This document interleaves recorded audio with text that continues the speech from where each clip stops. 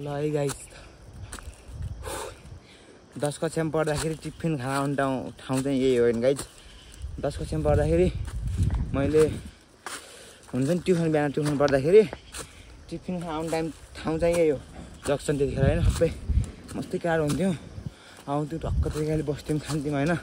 मजाले आनन्दले हुन्छ थाहा चाहिँ अक्खा छ फेरि होइन अक्खा छ ठाउँ मैले पढेको स्कुल चाहिँ जस्ट हिमाल छैन पहाडी ब्याकग्राउन्ड हेर्न सक्नुहुन्छ अक्खा छ होइन याद आउँछ यार काफल साफल खाने अब त काफल सकिसकेको छैन अन्त कारो रुख पनि छ हेर्नु हुँदैन यस्तो छ हेर्नु बाटो यस्तो छ यहाँ हमारी अक्खा ठाउँ होइन गाई चाहिँ अक्खाको भखा अक्खा काफल पनि छैन गाई सब सकिसकेको रहेछ र ठाउँ चाहिँ प्लास्टिक मरद होइन हेर्नु सक्नुहुन्छ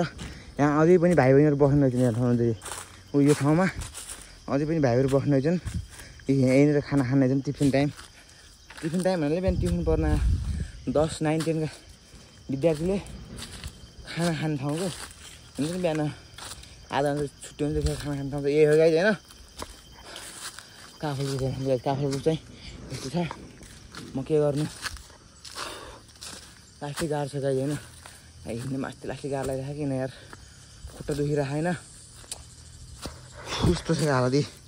खुट्टा एकतिर जान्छ नि यार थोरो काफल मात्रै छ भुइँमा खस्या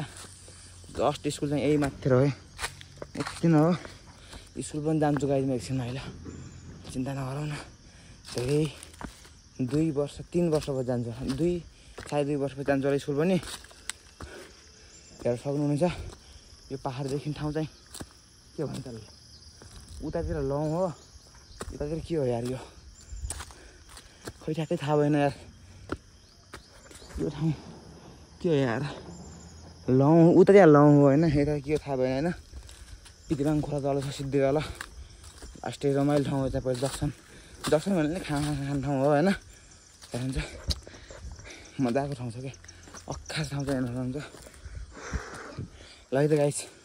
यति नै नेक्स्ट क्लिप